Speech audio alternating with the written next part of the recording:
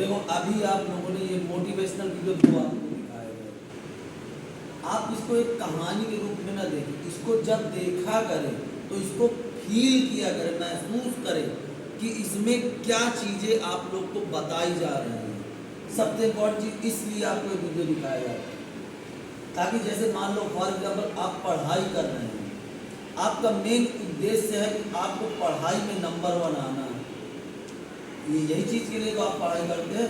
Competition देखो हर level पर है, आप जितना आगे बढ़ते जाएंगे उतना ही कंपटीशन आपका टफ होता जाएगा।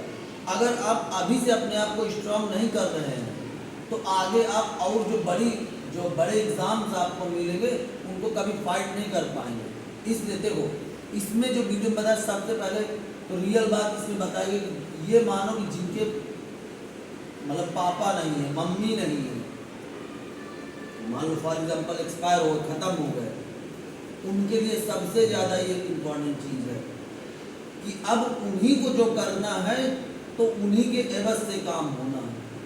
अगर हम देखो हमें दूसरे कंपटीशन में कैसे आगे रहना है, हम जब अपने आप को परफेक्ट बनाएंगे, भाई मान लीजिए आपको देखो समय बराबर दिया जाता है, अभी बताया कि 24 घंटे हर एक व्यक्ति को दिया गया है।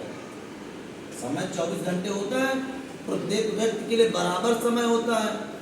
उसमें से भगवान ने किसी को 1-2 घंटे कम या ज़्यादा नहीं दिए कि जो ज़्यादा पढ़ने में दे दिया उसको 1 घंटे ज़्यादा दे दिया, हमको कम 1 घंटे दे दिए, समय बराबर दिया गया है।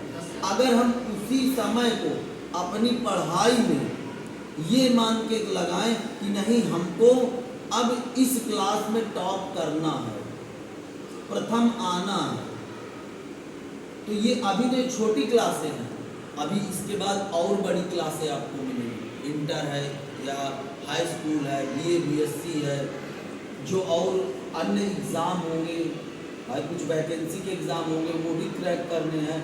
तो अगर हम उनको एवज में लेकर तैयारी अभी से शुरू कर देते हैं तो ये मानो कि हमको उसमें इतना चांसेस मिलेगा कि हमारा सिलेक्शन 100% होना है।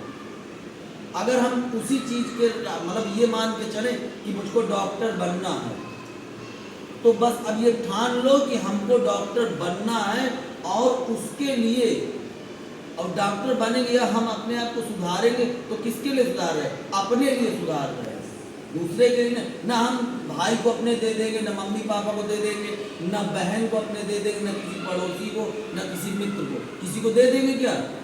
अगर हम अपने आप को सुधारेंगे तो वो हमारे ही लिए तो रहेगा कि किसी दूसरे के लिए हो जाए। अगर हम मान लीजिए कोई पढ़ाई पढ़ रहे हैं, फॉर एग्जाम्पल डॉक्टर बन रहे हैं, और डॉक्टर जब बनेंगे तो नाम किसका होगा? हमारा ही तो नाम होगा। और जब हमारा नाम होगा तो हमें कितनी इतनी गर्व महसूस होगा कि नहीं लोग हमें इस नाम से जानते हैं। जैसे हम पीयूष सर हैं, अब मैं पढ़ाना शुरू किया तो मैं अपनी इन क्वालिटीज़ को और आगे इम्प्रूव करता जाऊं ताकि हर बच्चा मुझको जान सके, सब कोई मुझको बहुत अच्छे से जान सके, तो मैं उसको और इम्प्रूव करूँगा, सुधारूँगा ताकि मैं बच्चों को और अच्छे ढंग से पढ़ा सकूँ, ये सुधार करूँगा। जैसे अब आपको डॉक्टर बनना है तो आप उसी लाइन पे जब आप तैयारी करना शुरू करेंगे, उसमें फोकस करेंगे, आप जहाँ 4 घंटे पढ़ते हैं 6 घंटे पढ़िए। देखिए हर बच्चे के पास इतना पैसा नहीं कि कोचिंग ट्यूशन लगा के वो पढ़ाई अपनी पूरी कर सके। जैसे बहुत से बच्चे कमज़ोर हैं, किसी को मैथ नहीं समझ में आती, किसी को इंग्लिश नहीं समझ में आती है, ऐसे बहुत से बच्चे हैं कि नहीं? लेकिन अगर हम पर डे 1 घंटे किसी एक चीज़ जो हमारा वीक सब्जेक्ट है उसको लेकर के चलेंगे, 1 घंटे केवल उसके लिए फिक्स कर दें। ये मेरा मैथ है, मैथ मेरी कमज़ोर है, तो उसके लिए हम 1 घंटे फिक्स कर दें। तो मुझको डेली 1 घंटे मैथ सॉल्व करनी है तो करनी है, जैसे भी आ रहा, नहीं आ रहा कोई बताने वाला नहीं है। सर ने जितना वर्क मुझको पहले बता दिया, मैं केवल कुछ नहीं करूँगा, उसी को रिवीजन करूँगा और कुछ नहीं करना मुझे।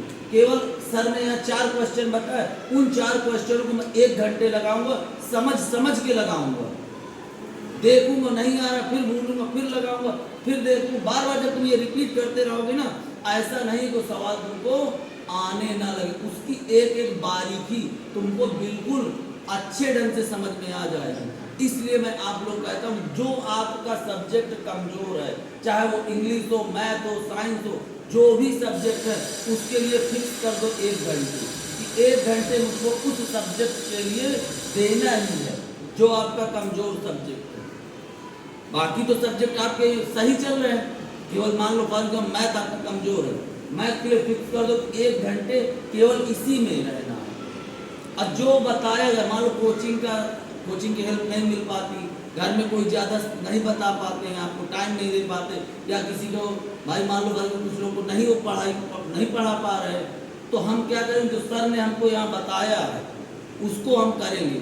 बुक में एग्जाम्पल्स होते हैं, उनको लगाएंगे, एक नहीं 10 बार। एक एक्सरसाइज को जब 10 बार आप करेंगे, ऐसा नहीं उसका 50% आपको समझ में ना आएगा कि नहीं आएगा।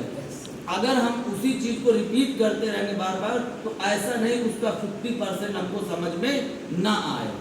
बाकी बचा 50%, उसको हम आके स्कूल में फिर से टीचर से पूछ सकते हैं कि सर जी मैं इस क्वेश्चन को लगाया, मुझे ये क्वेश्चन आधा समझ में बिल्कुल क्लियर आ गया, आधा यहाँ से मुझको अभी समझ में नहीं आ रहा। तो आप टीचर से पूछेंगे तो आपको टीचर बहुत सरलता से उस चीज़ को समझाएगा, बताएगा कि नहीं बताएगा। तो आपको इस चीज़ में बहुत ध्यान देके काम कर। देखिए अभी आपकी क्लास जरूर छोटी है, लेकिन आपके इरादे बहुत बड़े होने चाहिए। अगर आपको कुछ बनना है, अगर घर वालों के कुछ और सुधार करना है, देखिए यहाँ कोई बहुत बड़े लोग, बड़े घर के बच्चे नहीं आते, सब मिडिल क्लास फैमिली के लोग आते हैं, जिसकी सैलरी मंथली होगी 20,000 25,000, बस इससे ज़्यादा किसी की सैलरी नहीं होगी। अगर हम अभी से सुधार नहीं कर रहे हैं तो ये समझ लो हम आगे कभी अपना भविष्य ही नहीं सुधार सकते। इतनी टेक्नोलॉजी आज के समय में आ चुकी है, हम लोग के समय में तो कुछ नहीं था, केवल किताबों का ही सहारा लेना पड़ता है। अब तो इतनी टेक्नोलॉजी, मोबाइल है, घर पे हर चीज़ अवेलेबल है, उस चीज़ पे अगर हम इम्प्रूव करते चले जाए धीरे धीरे, तो ऐसा नहीं उसमें हमारा सुधार ना हो सके। तो आज से डेली 1 घंटे आपको देना, जो आपका कमजोर सब्जेक्ट है उसके लिए फिक्स कर दो, चाहे वो इंग्लिश हो, चाहे मैथ हो, चाहे साइंस हो, जो सब्जेक्ट है उसके लिए आप 1 घंटे फिक्स कर दीजिए। आपके उस सब्जेक्ट की कमजोरी धीरे धीरे ना कम हो जाए, तब आप कहना।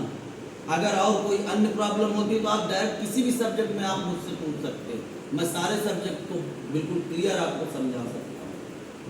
समझ में आया? इसलिए आपको यहाँ बुलाया जाता है लैब में, ताकि आपको कुछ अच्छी जानकारी मिल सके। चलिए।